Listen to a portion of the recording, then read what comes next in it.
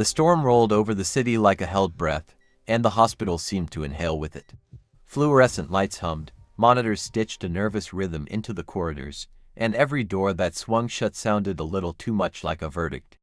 Elena Costa walked the night shift with steady feet and a mind that would not quiet, a nurse whose hands remembered more than they were allowed to say. She had chosen silence after grief, discipline after disaster, and yet tonight had the unmistakable scent of the past finding her again. On the cardiac floor, the air was always thinner, as if every molecule had agreed to make room for fear. She checked drips, coaxed a failing oxygen cannula into cooperation, and pressed two fingers to the pulse of a young man who kept apologizing for being there, as if sickness were a moral error instead of weather moving through bone. Elena spoke softly, because the body listens to tone, and because if she raised her voice it might wake the part of her that still wanted to run an operating room.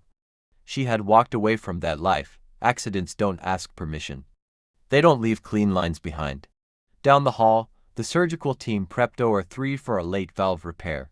A narrow window, a fragile patient. A surgeon whose reputation filled rooms before he did. Dr. Adrian Hale wore confidence like a pressed coat, sharp where others were rumpled, certain where others were appropriately afraid. He had the kind of brilliance people mistake for virtue, and the kind of impatience that fractures good teams into obedient parts. Elena had clashed with men like him once, the kind who believed decisiveness as a substitution for listening. She told herself she no longer had to wrestle with the egos of men who thought scalpel steel could cut through human complexity. She told herself many things. The first time he spoke to her that night, he didn't look up from his tablet. He asked for labs she had already posted, questioned a dose she had already corrected with pharmacy, and then made a joke that wasn't really a joke about people who do the tasks and people who carry the responsibility. It was too smooth to be called cruelty, too practiced to be called an accident. A tech laughed because silence is heavy on nights like these. Elena didn't flinch. She said what she always said to arrogance, nothing, because the body is listening, because a patient's monitor was confessing its worrying, because she had learned the hard way that rescue sometimes starts with refusal to waste breath. But the words hooked into her thoughts like snags. People who do the tasks, people who carry the responsibility. Memory flickered. An old OR, a bleeding that wouldn't stop, her voice naming the instrument no one else remembered to ask for, and then afterward the review committee, the careful paper language that protects men who cut wrong and buries women who speak right. It had taken her months to forgive the phantom ache of what she knew and could not say. It had taken her years to understand that forgiveness is not forgetting. It is choosing not to die of the same wound twice. When the call came, "We're taking him now," the corridor performed its ritual transformation. Time shortened. Footsteps got economical. The elevator doors took too long to open because time always takes too long when asked to be kind. Elena joined the drift toward OR3 the way rain joins gutters, inevitable and prepared, her cart already replenished, her head already mapping the next 10 minutes. She wasn't scheduled inside the room. She was float, the quiet net for what falls between assignments. It suited her. Nets do their best work in the background. The patient, Mr. Leon Ramirez, was 56 and looked older because worrying ages people faster than years do. He asked if he would wake up, and Elena pressed his shoulder with a hand both steady and light. She told him the closest thing to truth on nights like this, that he was not alone, that their attention would be absolute, that the body is sometimes kinder than the mind expects. He closed his eyes and tried to give himself to trust. The anesthesiologist's voice was gentle in the way of people who know where consciousness ends and returns, and the monitor began to speak in the clipped syllables of sedation.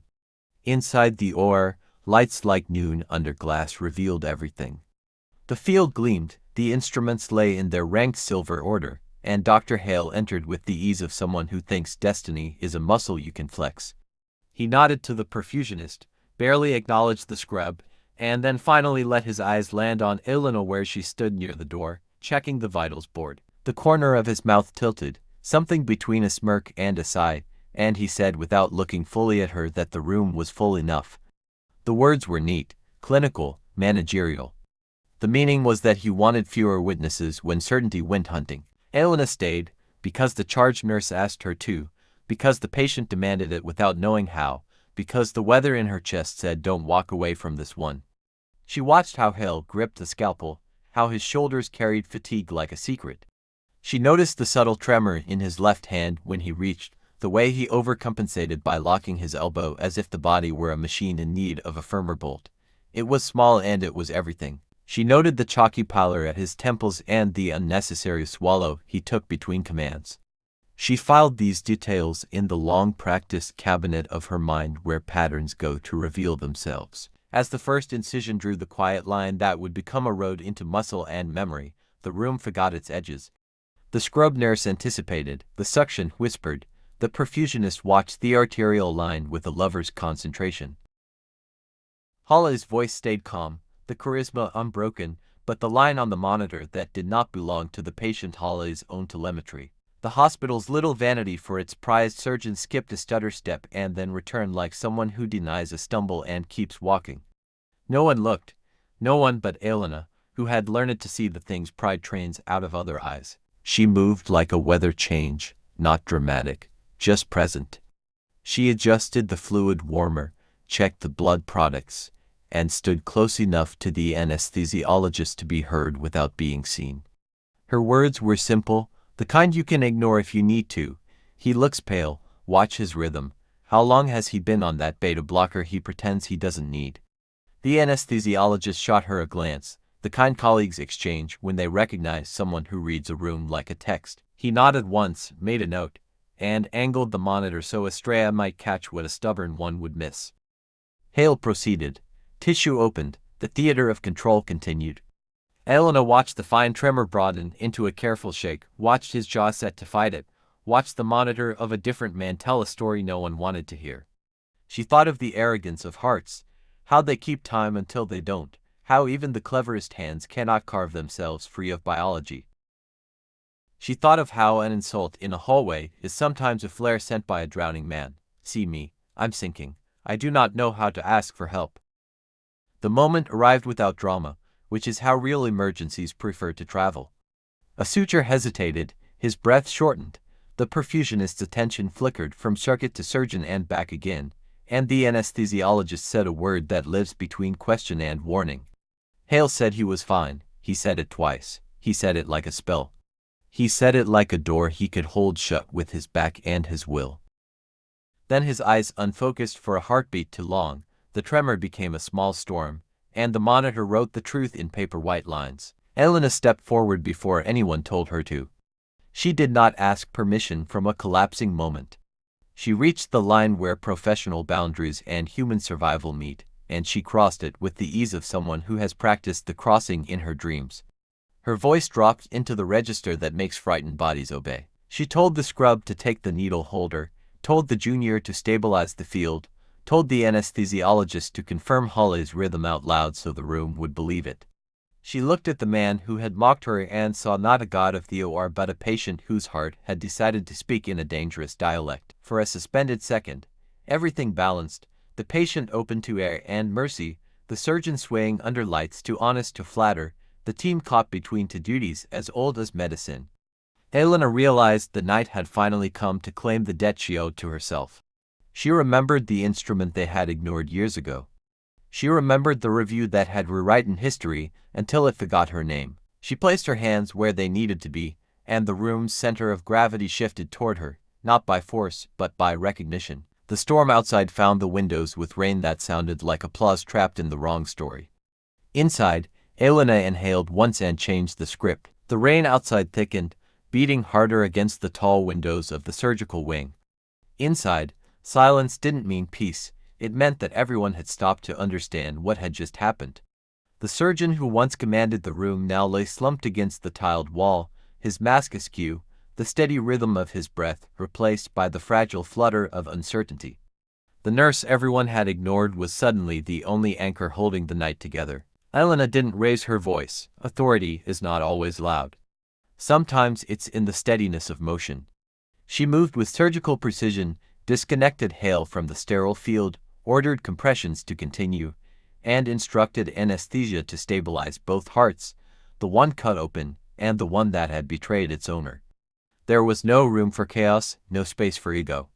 The room obeyed her because fear recognizes calm. Her tone was low, even, like a metronome guiding a trembling orchestra back to tempo. Someone paged cardiology. Someone else whispered about liability, protocol, responsibility. None of that mattered yet. Elena focused onto heartbeats, one beneath the drape, one barely whispering under the surgeon's chest. She'd spent years reading monitors, but this was different. This was the pulse of a man who had spent his career outrunning humility, now lying in front of it, defenseless. And there she was, the woman he had dismissed hours earlier, holding the coat bag, steady as the rain. They wheeled Hale onto an adjacent stretcher. The young resident froze, torn between his patient and his mentor. Elena caught his hesitation and broke it with a simple line. Save him first. We can save pride later. It wasn't a command. It was permission, the kind only those who have walked through failure can give. Her words cut through the sterile air sharper than any scalpel. Minutes stretched, the heart-lung machine hummed its mechanical lullaby, and for a while it felt like the building itself was holding its breath. When Holly's monitor finally pulsed back to life, it was faint, irregular, but real. The sound hit Elena like a delayed echo of forgiveness. She exhaled, the kind of exhale that belongs to people who never let themselves cry on duty. They stabilized both patients. The room, once charged with panic, now carried a different kind of electricity, reverence, maybe, or disbelief. The residents looked at her as if seeing her for the first time. The same woman they'd overlooked for months now stood in the blue glow like something ancient and undeniable. When the adrenaline began to fade, she stepped into the hallway, peeling off her gloves one by one. The latex snapped softly, the small percussion of survival. Down the corridor, the night shift janitor mopped near the window, humming an old song about rain. Elena leaned against the cold wall, her reflection pale in the glass, and watched the ambulance lights flicker in the distance. She had saved two hearts that night, one with medicine, one with mercy. But she knew the hardest part wasn't over. Tomorrow would come, and with it, questions. The kind that didn't fit neatly in medical charts. Morning arrived without ceremony. The rain had stopped, leaving the city washed but not clean. In the ICU, machines hummed in half-sleep, their steady beeps a fragile proof that life had decided, at least for now, to stay. Dr. Adrian Hale opened his eyes slowly, as if remembering what light was. The ceiling above him was white, sterile, ordinary, but something inside him knew that the world beneath it was no longer the same. His chest ached. The oxygen tube hissed quietly at his side. He turned his head and saw the faint reflection of his own vitals mirrored on the glass panel.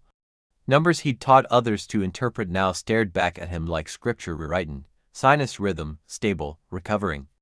It was strange, being the case instead of the healer, strange how humility comes disguised as pulse oximetry. He remembered fragments, the incision, the dizziness, the nurse's eyes. The sound of someone giving orders with precision and calm. He remembered being angry at her earlier, maybe even cruel. He had meant to apologize for his tone, eventually, when the night was over, when the hierarchy was safe again. But the night had decided to rewrite his lesson plan. Elena walked in without announcement, carrying the same clipboard she always did, expression composed but not indifferent. Her uniform was crisp again, hair tied back neatly, but exhaustion softened the space around her eyes. She checked his monitor first, routine, professional, and only then allowed their eyes to meet. You shouldn't be awake yet, she said, tone neutral but weighted with something he couldn't name. I should have listened, he replied, voice hoarse. You saw it before I did. She didn't answer. The silence between them stretched thin, filled with the echoes of what had happened. She wrote something on the chart, her handwriting precise, practiced, the script of someone who'd learned to survive through order. Finally, he spoke again, softer this time. You saved me. Elena looked at him for a long moment, then said, you saved the patient. I just made sure you'd be alive to remember it. Her words landed like gauze, gentle, but covering something deep. He wanted to say more, to ask why she hadn't walked away, why she'd stepped in when no one else dared. But the look in her eyes told him the answer was older than either of them, because that's what healers do, even when they're unseen. She turned to leave, but he caught her wrist, not hard, just enough to stop time for a breath. Elena, he said, his voice breaking on the edge of gratitude, I was wrong about you. She met his gaze, her expression steady. You were wrong about what strength looks like. And then she was gone, her footsteps fading down the corridor, swallowed by the hum of morning rounds. Adrian stared at the doorway long after she disappeared. The silence she left behind was not empty. It was full of everything he had yet to learn. Outside, the first light of day pressed through the blinds, soft, hesitant, almost forgiving. The hospital had its own rhythm after sunrise, coffee cups clinking in the break room, ventilators sighing, and the soft echo of shoes on polished floors. But for Adrian Hale, everything sounded different now. Each beat, each voice, each pulse of air through the ventilator reminded him that he was alive because someone had chosen compassion over pride. 3 days had passed since the incident. The story had already spread across the wards like wildfire. The surgeon who collapsed mid-surgery, the nurse who saved him without hesitation. Nurses nodded respectfully when Elena walked by now. Residents whispered about her competence, her composure, her impossible calm. But Elena avoided attention as if it were contagious. She worked her shifts, finished her charts, and disappeared before anyone could turn her name into legend. Adrian, confined to the cardiac wing, found himself restless, the kind of restlessness that comes not from boredom, but from guilt. He replayed every interaction with her in his mind, searching for the exact moment arrogance had replaced humanity. He remembered her silence the night he mocked her, how she hadn't fought back, how he'd mistaken restraint for weakness. Now he understood it for what it was: control, discipline, the power to protect without needing to be seen. On the 4th morning, he asked to see her. The nurse at the station hesitated, then paged her reluctantly. When Elena entered the room, she carried the same air of quiet resolve that had followed her through every corridor. "You should be resting," she said. "I've had enough rest to last a lifetime," he replied with a faint, self-deprecating smile. "I needed to thank you properly, not as your superior. Just as a man who's been given a second chance." Her eyes softened, but her tone remained professional. "You don't owe me that, Dr. Hale. You owe yourself honesty, that's all." He nodded, exhaling slowly. "Honesty," he repeated. "Then let me be honest. I thought leadership meant control. I thought fear kept people sharp. But that night, when everything went wrong, no one looked at me. They looked at you." Elena looked away, uncomfortable with praise that felt too heavy. "It wasn't about me. It was about what needed to be done." "But you did it," he said quietly. "When everyone froze, you moved. You saw me before I even knew I was falling. You've been carrying this hospital longer than I've been pretending to lead it." The words caught her off guard, not because they were flattering, but because they were true. For years, she had done the invisible work, the unnoticed saving, the quiet stabilizing. And for the first time, someone said it out loud. She looked at him, really looked, and saw not the surgeon who had mocked her, but a man who was learning how to live with humility. "Then learn from it," she said finally, "not just for yourself. For the people who stand next to you, and the ones you never notice until it's too late." He watched her leave again, this time without stopping her. The door closed softly behind her, but something in him stayed open. Later that night, when the hallway lights dimmed and the city fell quiet again, Adrian sat upright in his bed, staring at the IV line that tethered him to the moment he'd nearly lost everything. He wondered if healing was just another word for beginning again. And somewhere down the hall, Elena finished another 12-hour shift, unaware that the man she'd saved was planning to rebuild more than just his strength. He was planning to rebuild his heart, in every sense of the word. A week later, the hospital cafeteria was almost empty, the in-between hour when night shift lingers and day shift hasn't yet begun to rush. The coffee machine hissed softly, and the faint smell of disinfectant mingled with toast and exhaustion. Elena sat at the far corner table, her scrubs slightly wrinkled, a paper cup steaming in front of her. She liked that hour, quiet, anonymous, mercifully human. She didn't see him at first. Adrian walked in slowly, still recovering, wearing a cardigan instead of a lab coat. Without the armor of his title, he looked smaller somehow, but more real. He hesitated before approaching her table, the same way people hesitate before entering a chapel. "May I?" he asked. She nodded without looking up. The chair creaked as he sat down. For a while, neither spoke. The hum of the vending machine filled the space like static. He broke the silence first. "When I woke up, I thought the hardest part would be getting back to surgery. But it isn't. It's facing the person who showed me who I really was." Elena stirred her coffee slowly, watching the liquid swirl into a storm. "You don't have to say anything, doctor." "Yes," he said. I do. His voice cracked on the second word. I spent years thinking medicine was a hierarchy. That competence meant control, and empathy was a luxury. You shattered that illusion with one look. You didn't argue. You just acted, and in that silence, I saw everything I'd forgotten this job was supposed to mean. She finally looked at him, her eyes calm but tired. People forget. It's easy when the world expects you to be perfect. He nodded. And when you start believing that perfection makes you invincible, he exhaled. You saved my life, Elena, and not just physically. You reminded me what this place is, what we're supposed to be doing here. Elena's lips curved into the smallest smile. Then maybe it was worth the sleepless nights. He hesitated, then reached into his coat pocket and placed something on the table.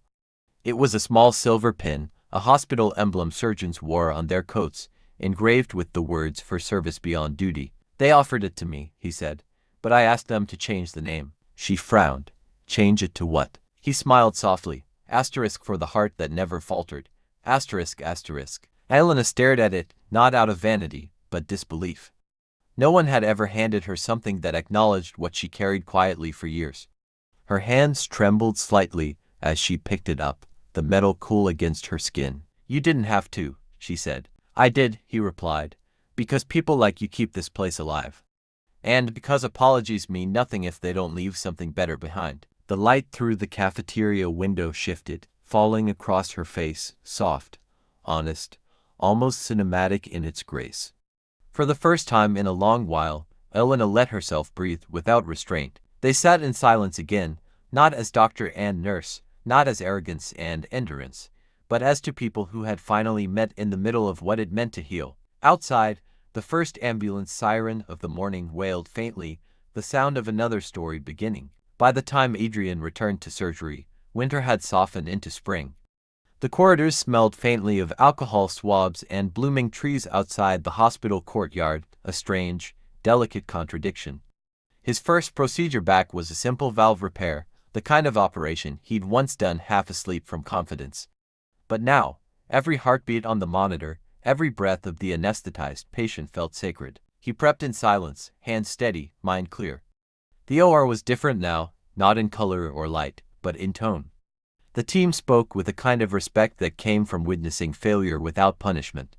And standing among them, assisting with quiet focus, was Elena. She hadn't wanted to be there at first.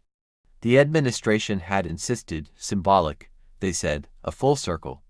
She agreed only because she believed closure mattered as much as healing. When their eyes met through the glass of the OR, the world seemed to pause. No one spoke of that night anymore, but it lived inside every glance, every small gesture of trust that passed between them. The room no longer belonged to one person's authority, it belonged to the rhythm of cooperation. The surgery went flawlessly. Every clamp, every suture, every heartbeat aligned with a precision that felt less like mastery and more like grace. When the final stitch was tied, Adrian stepped back, his voice low but firm. Beautiful work, everyone. Then, softer, to her, especially you? Elena didn't answer. She simply nodded and began cleaning the instruments, her movements methodical, almost reverent. Afterward, they walked out together into the hallway. The sun had broken through the clouds, scattering golden light onto the sterile tiles. For once, the hospital didn't feel cold. You know, he said quietly, I used to think surgeons saved lives.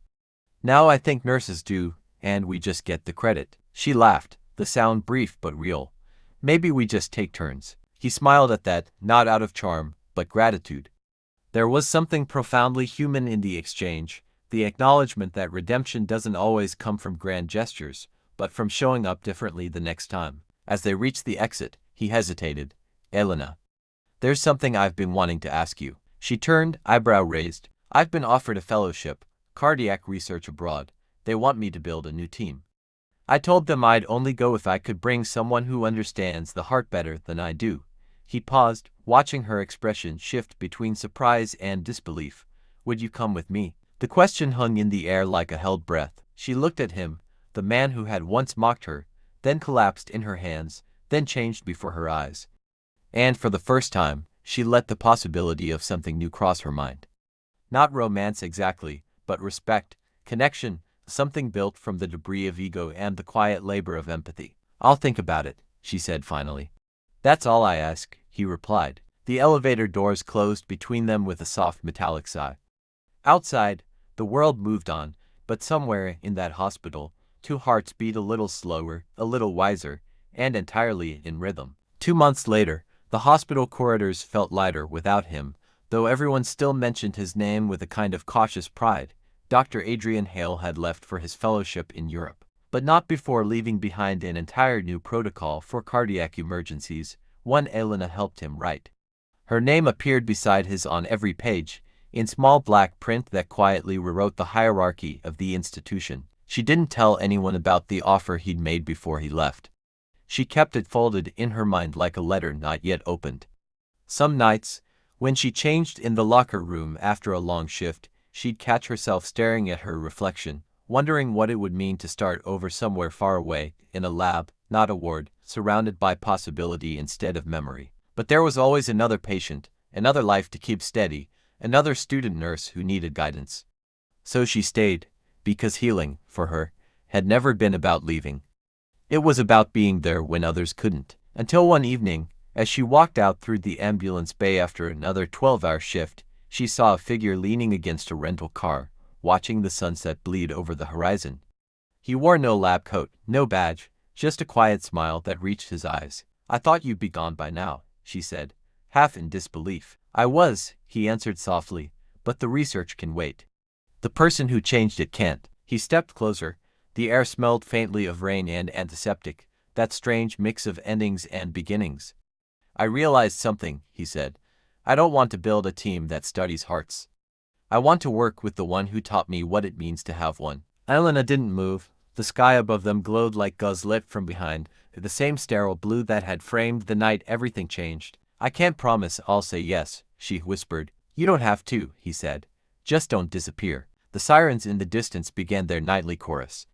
The hospital behind them pulsed with life again, births, losses, miracles, the endless rotation of humanity. And there, between the fading hum of engines and the soft rhythm of two steady heartbeats, stood a surgeon and a nurse, two souls who had once collided in arrogance and pain, now meeting again in something simpler, quieter, and infinitely stronger. She looked at him for a long time, then smiled the kind of smile that means maybe. "Coffee first," she said. He nodded, and the tension in his shoulders finally released. "Coffee," he echoed, his voice lighter than it had ever been. They walked toward the parking lot together, their footsteps in sync, the night folding gently around them, like a final suture closing what was once broken. Outside, the city lights blinked like distant heartbeats, steady and alive. The cafe across the street from the hospital was almost empty that night. Just the hum of the espresso machine, the flicker of warm light on glass, and the quiet rhythm of rain beginning again. Elena sat by the window, her hands wrapped around a ceramic cup, steam curling into the air like a slow exhale. Adrian arrived a few minutes later, coat damp, tie loosened, exhaustion softened by something that looked like peace. When he saw her, his expression broke into a smile that wasn't professional or polite, just human. The kind that happens when the noise finally fades. They didn't talk about medicine, not at first. They talked about everything else, the nurses who baked on weekends, the patient who left a thank you note taped to the wall, the way hospitals smelled different after midnight. It was strange, how easy it felt, how the people who had nearly lost everything could sit there and laugh softly like old friends. After a while, the silence returned, but it wasn't heavy anymore. It felt like breathing. Adrian looked at her, eyes steady. "You know, I used to think saving a life was about skill," he said. "Precision, speed, control. But now I think it's about presence, the courage to stay when everything falls apart." Elena smiled faintly. "Presence isn't taught in medical school. It's learned the hard way." He nodded. "And you were my teacher." For a moment, she looked away, tracing the rim of her cup. "You didn't need a teacher, Adrian. You needed a mirror." He understood what she meant, that the best kind of redemption isn't found in gratitude, but in reflection, in seeing who we've become and choosing differently. Outside, an ambulance passed by, its siren low and distant, fading into the wet night. The city pulsed with a rhythm that matched the heartbeat of the hospital, of them, of everyone who had ever chosen to heal instead of walk away. When they finally stood to leave, he held the door for her, a small gesture, but one that carried the weight of everything they'd been through. "Do you ever think about that night?" he asked quietly. Elena turned toward him, the glow of the streetlight catching her face. "Every day," she said, "but not because of what went wrong, because of what we did right." They stepped out into the rain, side by side. No promises, no grand declarations. Just two people walking through the night, their reflections blurring together on the wet pavement, guided by the steady rhythm of forgiveness. And in that quiet, fleeting moment, under the hum of rain, beneath the city's restless lights, it became clear that some hearts are not healed by medicine alone. They are healed by grace, by humility, by the simple act of choosing to stay human.